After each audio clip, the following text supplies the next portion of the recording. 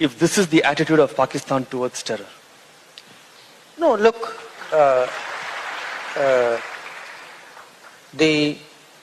we invited the Pakistani foreign minister because there was an SCO foreign ministers meeting, and when it comes to multilateral meetings, you invite people to discuss that subject. Okay? So he was invited in his capacity as a representative of Pakistan to put across his views on matters pertaining to the SCO. We could differ, he may have his own viewpoint, I may have my own viewpoint. There's an SCO meeting room in which we would exchange, differ. That's one thing. But if you look at what were his public utterances outside in the press conference and other interviews, he's not spoken about the SCO at all. He's spoken about everything else pertaining to India. He's spoken about our politics, he's spoken, his past value judgments, from Kashmir to G20 to BBC documentary. I mean, as I said, other than SCO, he's spoken about everything else. So now, what do I do as a host? See, I would have offered to take classes on China from Rahul Gandhi. But I discovered he was taking classes on China from the Chinese ambassador. So I asked myself, I may as well go to the original source and talk to them. Look, there is a lot. Unfortunately, foreign policy has become also an arena where in some ways, I'm not innocent, okay? I'm not taking a view that there should not be politics. Today I'm in politics, I know everything in politics is political. I accept that. But I think on certain issues, we have a collective responsibility to at least behave in a way in which we do not weaken our collective position abroad. Okay, to do what we have seen in the last 3 years on China, because often very misleading narratives are put. There are misrepresentations. We had, for example, there was a big to-do about a bridge which the Chinese were building on Pangong Tso Lake, okay, in Ladakh. Now the reality, it was made out as though, see, you lost territory and they're building a bridge. No, the reality was that particular area, first the Chinese came in 1959 and then they occupied it in 1962. But that's not the way it was put across. This happened in case of some of the so-called model villages as well, that they were built on areas which we lost in 62 or before 62. Now, I don't believe, you will very rarely hear me say, in 1962 that shouldn't have happened, or you are wrong, or you are responsible. I mean, what has happened has happened. It's our collective, I would say, failure or responsibility. I do not attribute necessarily a political coloring to it. What I would like to see is actually a serious China conversation. I'm prepared to accept that there are differences of viewpoints on that. But if you reduce it to a kind of slanging match, well, I mean, what can I say after that? Since you just came back from the SCO conference in Goa, I'm reminded in 2000, last year, you were pushing for the port in Iran, where India would be very deeply involved in its development. I just want to know, why were you pushing so hard for it, and what is its strategic importance? From the SCO conference in Goa, I'm reminded in 2000, last year, you were pushing for the port in Iran, where India would be very deeply involved in its development. I just want to know, why were you pushing so hard for it, and what is its strategic importance?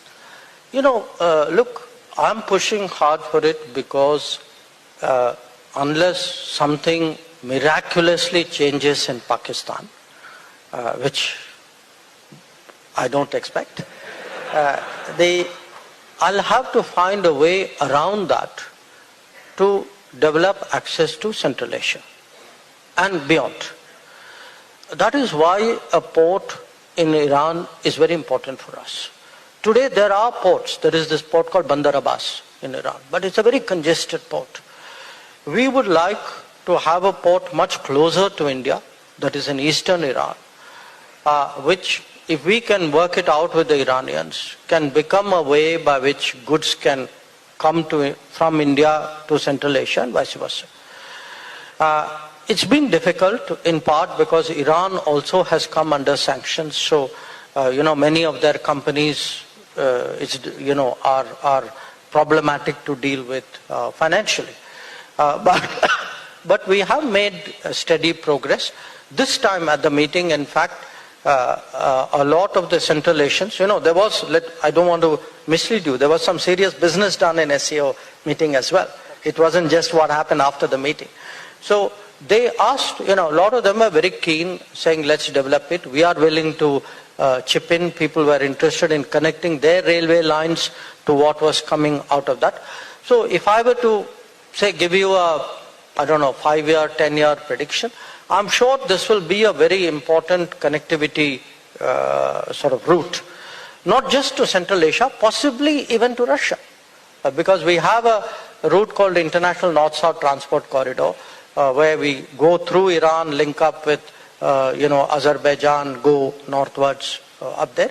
And how to build your connectivity is today a very important part of diplomacy and international relations and international economics.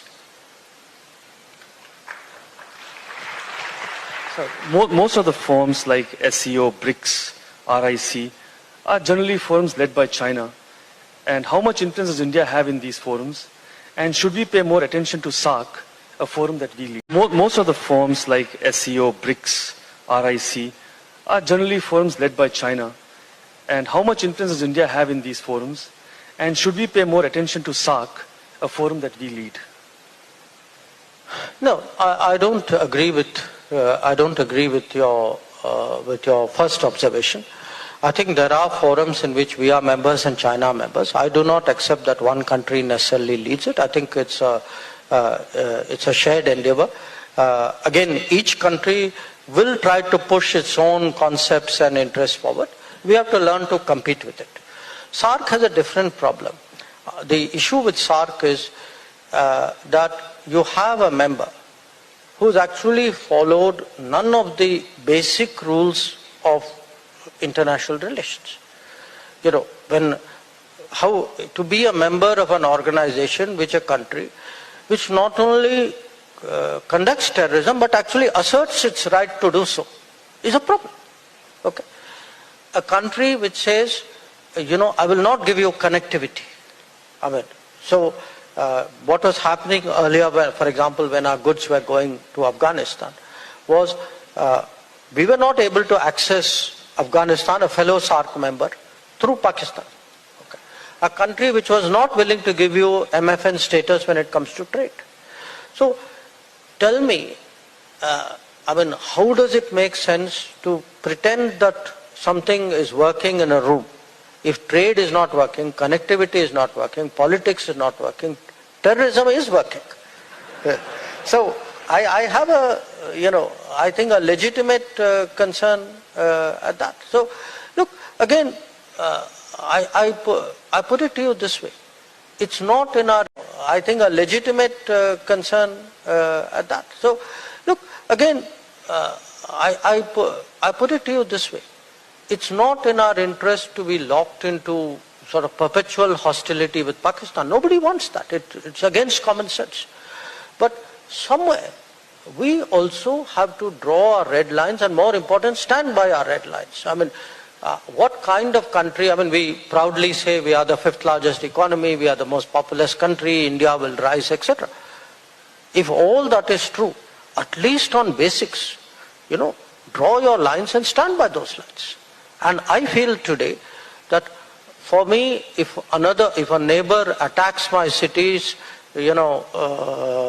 destabilizes a state, ambushes my military, I don't think it should be business as usual. And I think that's the national mood.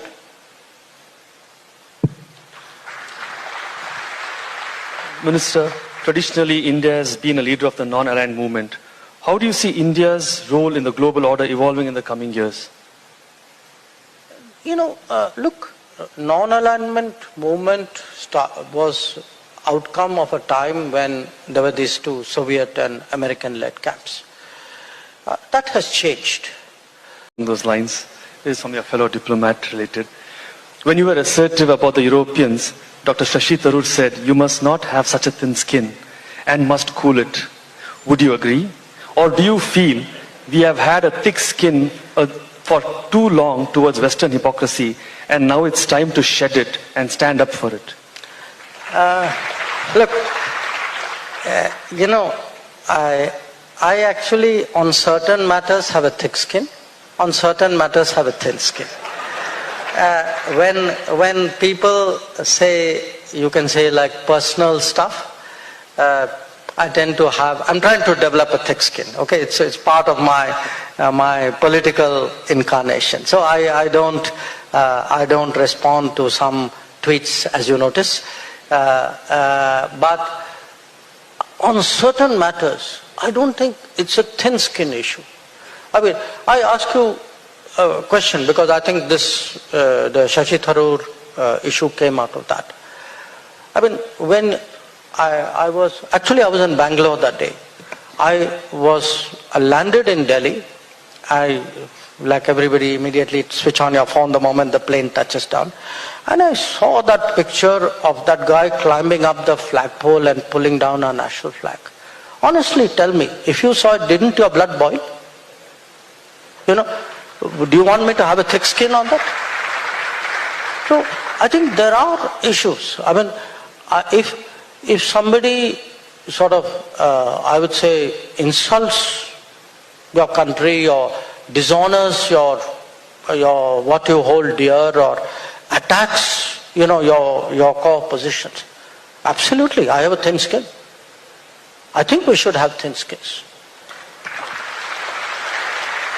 So we are running out of time, so I'll have last two questions. One, do you feel a ministry like the External Affairs should be headed by a technocrat like yourself rather than a professional politician?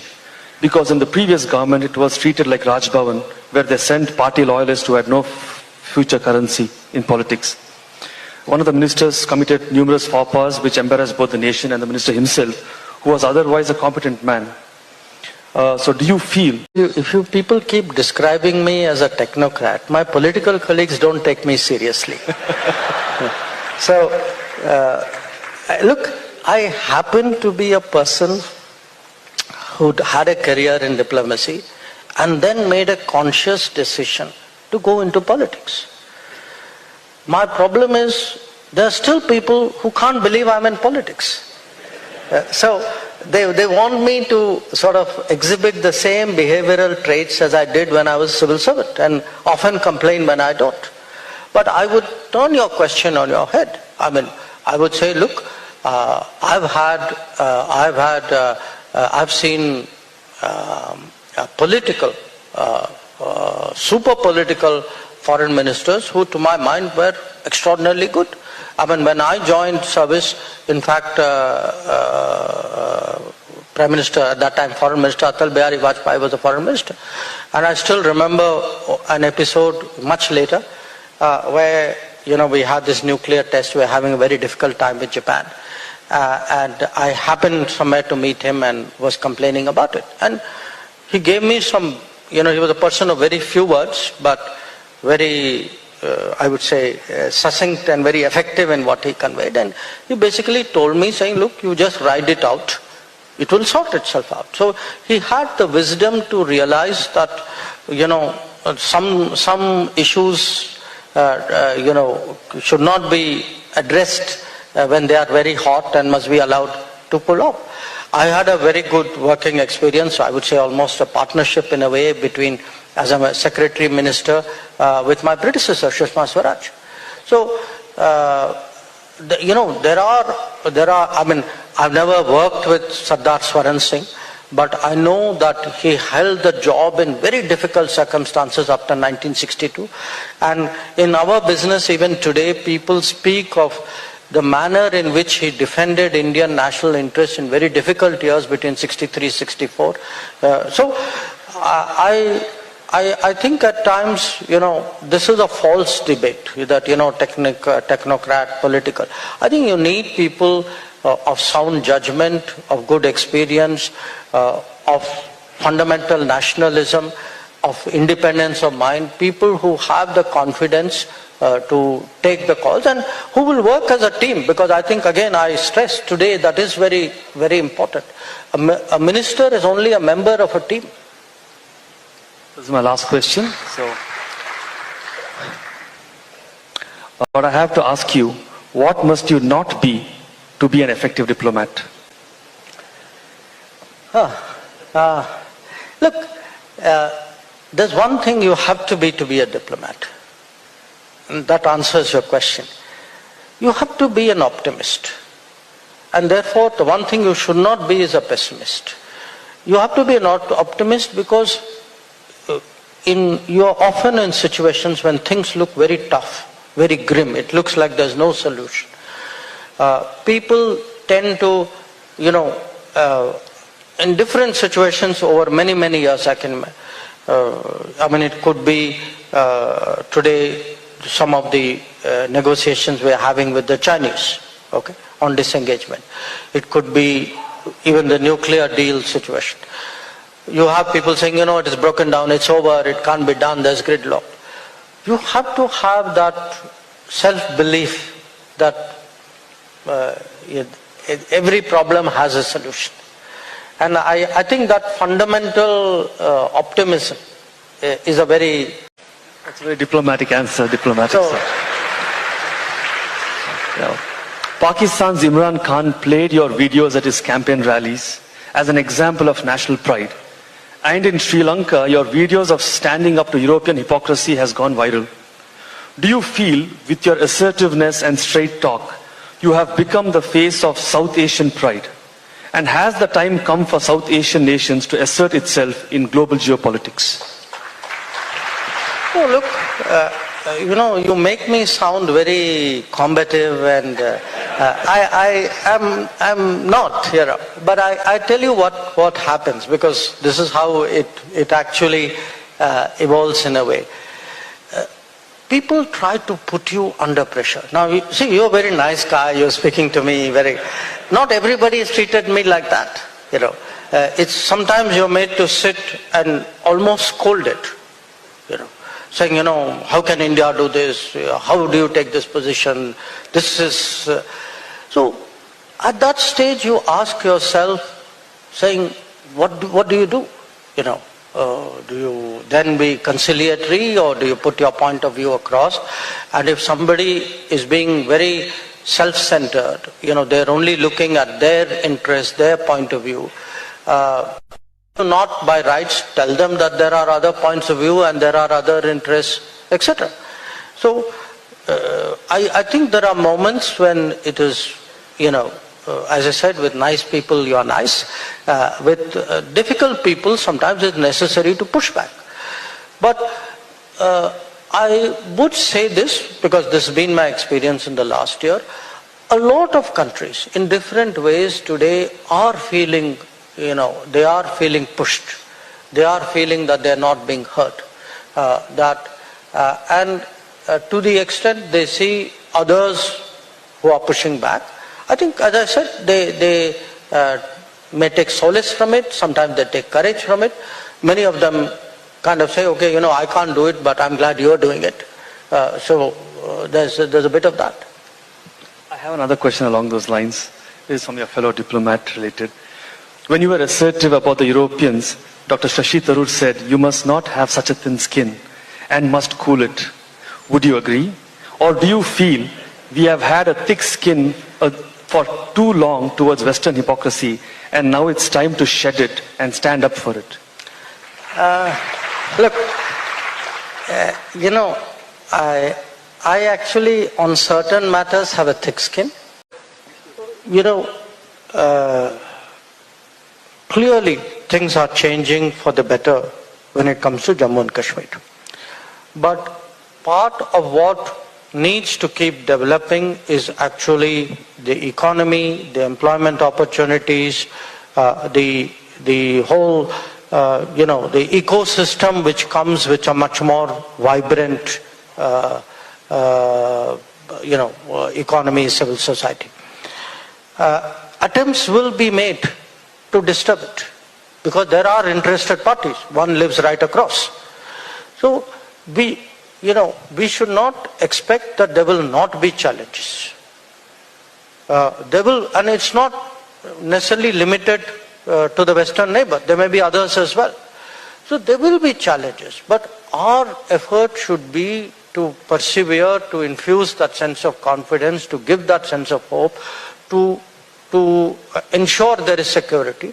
And that is really what the government is doing. I mean, we have to also really recognize that, men and women of this country make, they may be in the military, they may be in the security, they may be even governance out there.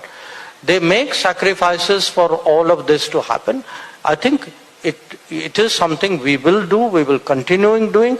We know there will be obstacles, but we are very, very determined that we will overcome that.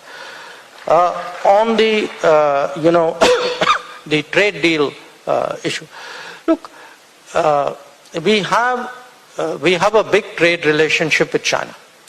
We have a big trade relationship with China because, unfortunately, for many years, especially 80s, 90s, I would say even the first decade of this century, we neglected manufacturing. We made manufacturing hard in this country.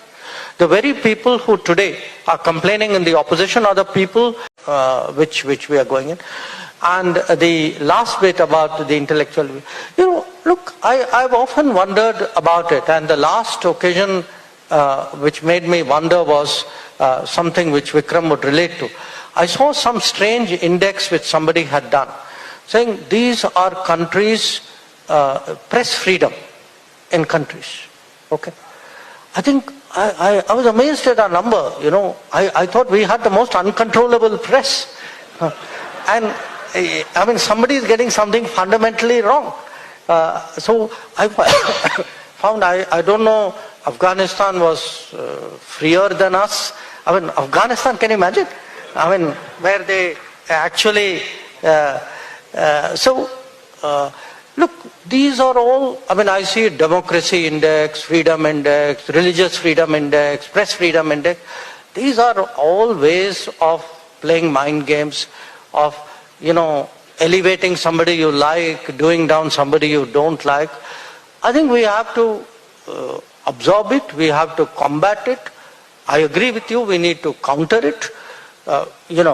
Even on human rights, we sometimes get lectures from individuals, countries or organizations.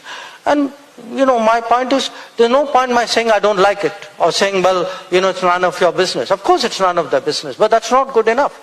I have to say, okay, I heard what you said, now please listen to what I have to say. So, I think today's India will not be at the receiving end of other people's judgment. If we will be equally judgmental, and I suspect many people will not like it. We can take one more. Okay, one more question. Good morning, sir. I have a small, this one. To ensure that, the borders that we have in that region are much more secure and effective than they were in the past.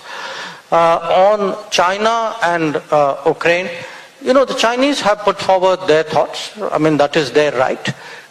They have also, I think, made a contribution to whatever has happened between Saudi Arabia and Iran.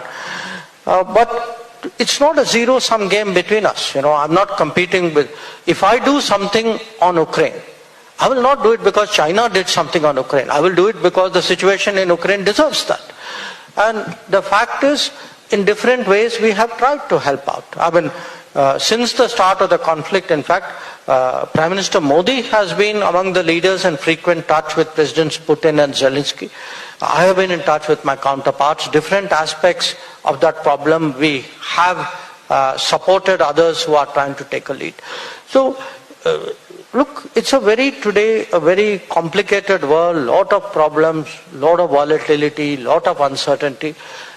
part of diplomacy is to develop a reputation as a stabilizing country, as a helpful country, as one with, as I said, at the end of the day, more friends, least adversaries. That's really, and we need, we are at a stage of growth. I need 20 years of peace, but obviously I need peace on terms which are conducive to my national security. So that's really the kind of direction